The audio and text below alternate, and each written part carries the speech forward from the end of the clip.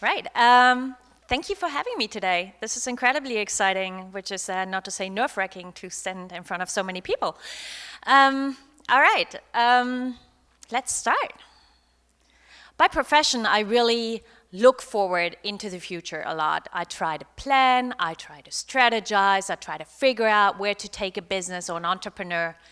And being invited to speak here today gave me a great opportunity to just stop and look back and take stock of the things I've done and the experiences I've had.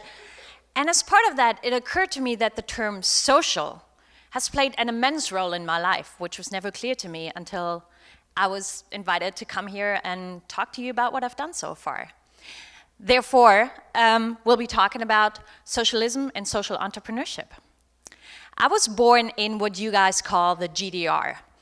In German, that's the Deutsche Demokratische Republik, DDR.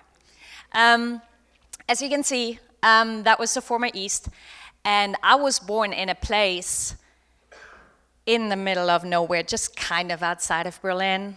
So that's where I'm from. The city closest to us was 7 miles away, and it was called Zerbst. Now, Zerbst, fun fact, is the birthplace of Catherine the Great. She was born and raised in Zerbst until she was shipped off to Russia at the age of 14. So at least we still have the remnants of her castle, or what's left of it today.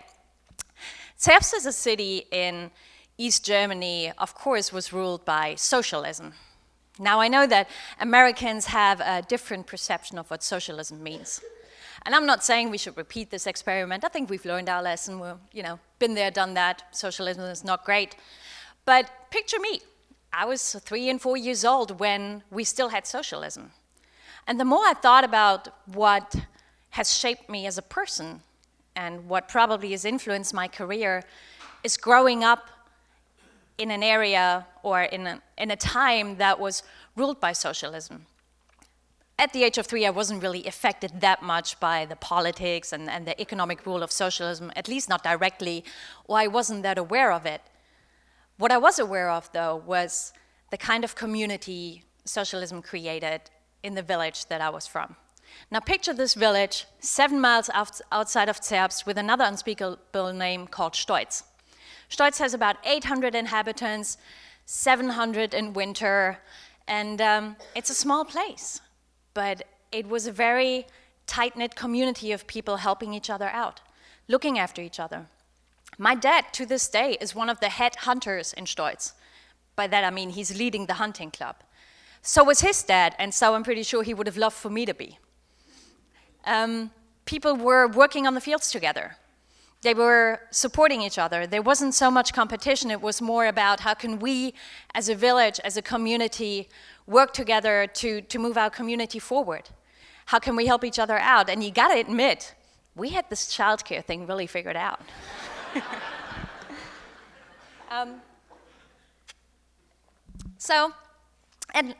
Stolz was a small village, and if anyone here has ever lived on the countryside, there isn't all that much to do, right? But even for the young people, we had this going on. And yes, I was part of that dancing club, and I still got those moves, but you'll have to come back for my 11 a.m. presentation to see those.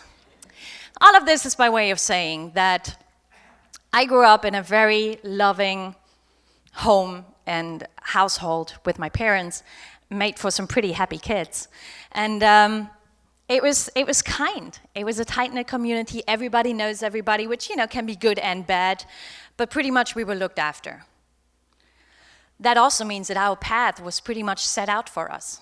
You would go to school, you would get married, you would get a job, and please don't move more than 5 miles away from mom and dad, which is fair enough, and it worked for a lot of people. And the first person to break with this paradigm was my sister. You see her right behind me here. My sister was the one who finished high school. I just couldn't wait to get out. She went to Florida as an au pair, first person in my village to ever leave and live in a foreign country. She went on to pursue her degrees. She lived in Australia. She traveled to Africa and New Zealand. She lived in Fiji for 3 years, and she's now in Ireland. My poor parents. So she was the first one to break that cycle. And does anyone here have older siblings?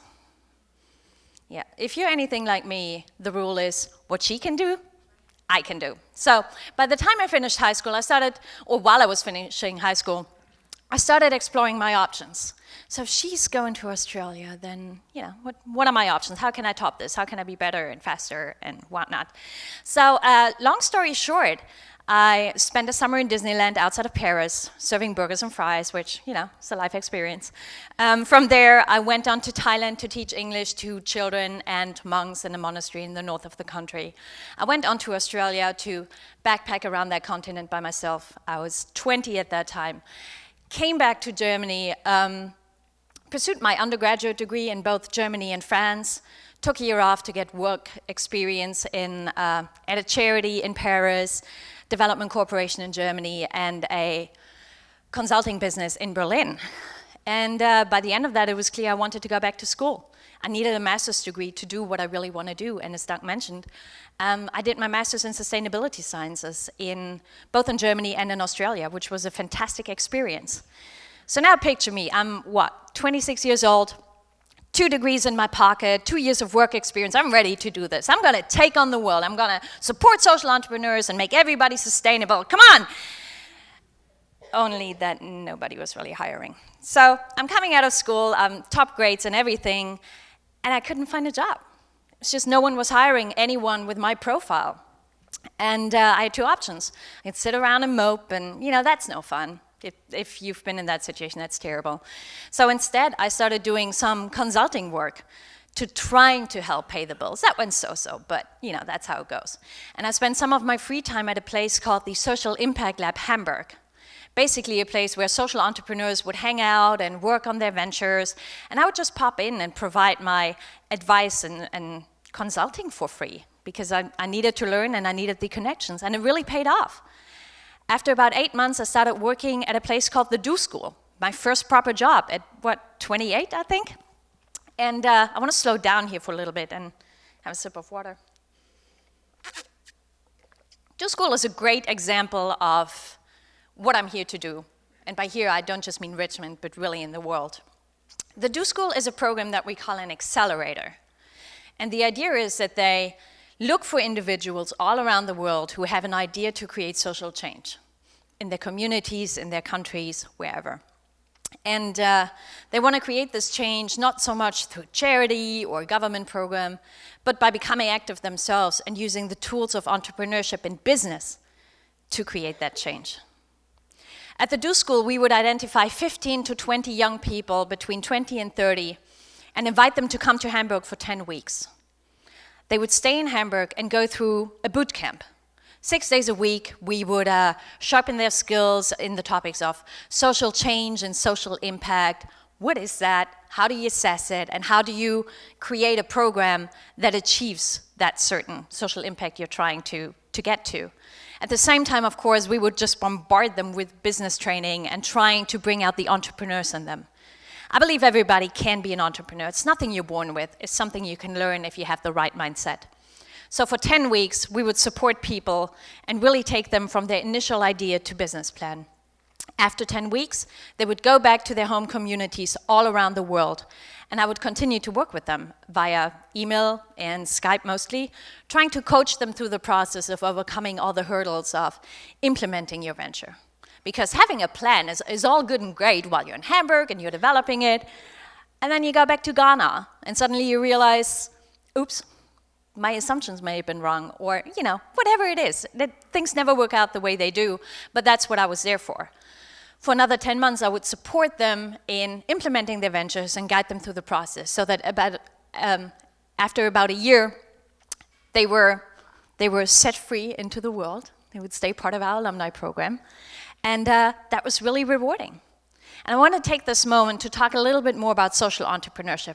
I realize I've been throwing that term at you and you've just been nodding, which is great, very supportive.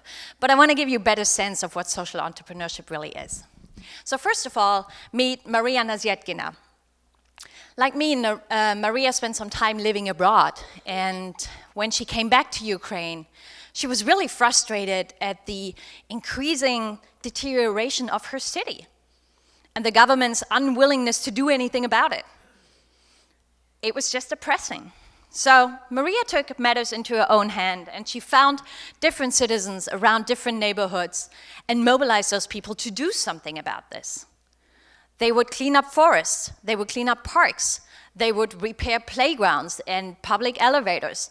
They would make public places more beautiful with as little as a few buckets of paint and some paintbrushes. And she would rally up all of these volunteers to start creating change that the government wasn't willing to do and that charities weren't in the place to do. Secondly, meet Leonardo from Colombia. Leonardo experienced at firsthand how one of his friends was trying to get out of this cycle of gang activity and make a living for himself. Big surprise, if you're in a gang, your skills aren't necessarily marketable for a proper job at a bank or a supermarket or a bakery, right? So for those people, even if they decided to leave the gang, it was incredibly hard to make a living for themselves. They couldn't get a bank account. Nobody would give them a phone contract. They couldn't sign a lease. There was very little for them to strive towards once they left the gang. Leonardo decided to develop a program that would work with ex-gang members. He taught them very different styles of art, and they would produce art pieces that he would sell to galleries all around the country to create revenue, to create income for those ex-gang members to start building a livelihood for themselves and keep them busy. At the same time, by creating this program and keeping it alive and working with the ex-gang members to help other people who just left the gang to get out of the cycle and make a living for themselves. Last but not least, meet Maria Basado Rubio, who was born in Panama and grew up in the US. A couple of years back, when Maria went back to Panama to see her grandparents, she was shocked to see women at the side of the road selling these beautiful, intricate pieces of jewelry and what we would call fashion accessories that are part of their tradition for a fraction of the value that those products had, mainly because these women didn't have access to marketplaces to sell their goods, so they were really relying on foot traffic and car traffic on the side of the road.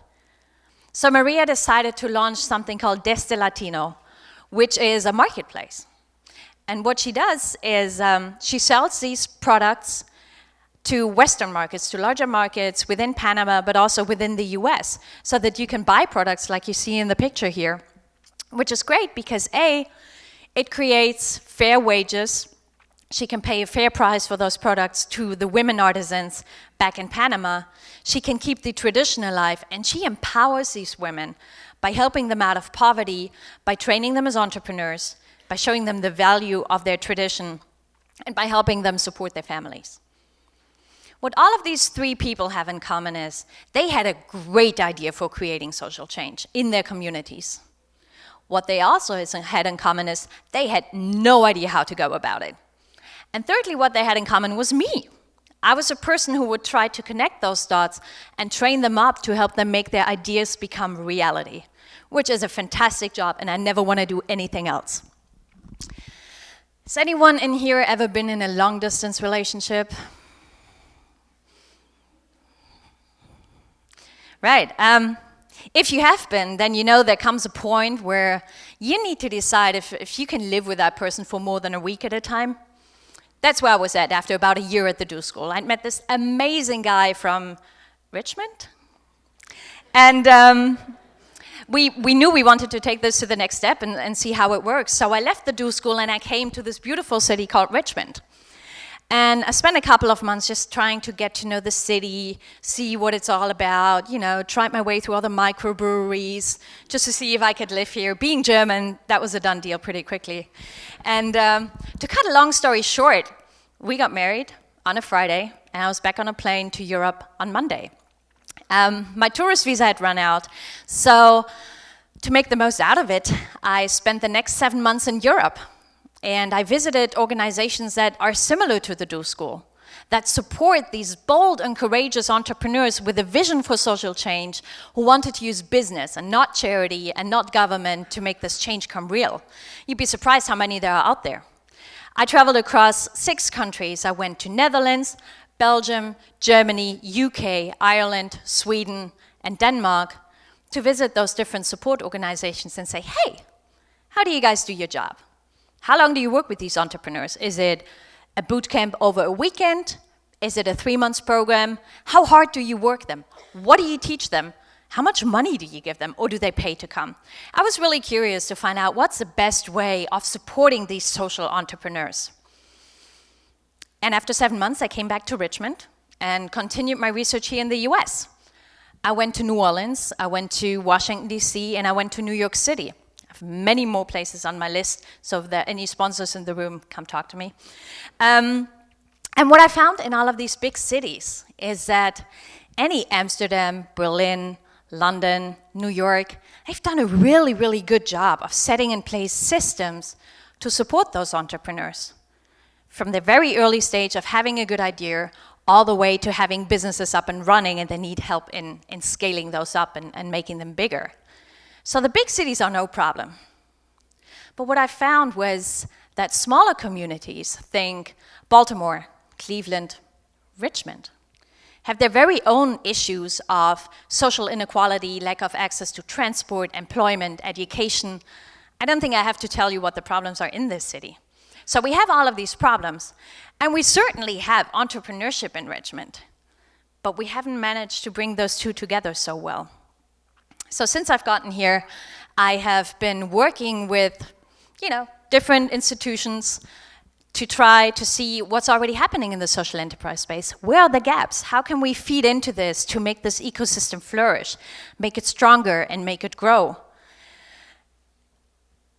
The message I want to bring across today, just in case it's not clear yet, I'm going to spell it out to you, is that it doesn't take a Maria from Ukraine, Leonardo from Colombia, or Maria from Panama to work with ex-convicts and ex-gang members, to revitalize communities and public spaces, or to help marginalized communities out of poverty. It doesn't take those international people to come here and do it. I think we have those people in this room and in this city, and that's what I'm here to do. I want to see what the ecosystem looks like, and how we can support those entrepreneurs, how we can find them and support them in making this change real in our community to elevate the life standard of everybody who lives in Richmond and Virginia. So, if you know anyone who has a great idea for social change and needs help, come and talk to me. If you are someone who has a great idea for social change and needs help, also come and talk to me. Or if you know any other actor who really uses the term social entrepreneurship who you think I should meet, I would love to hear from you. So lots of reasons to get in touch. Please do so. Anika at socialventures.com, or check out my website, socialventures.com. I would love to hear from you. Thank you so much for having me.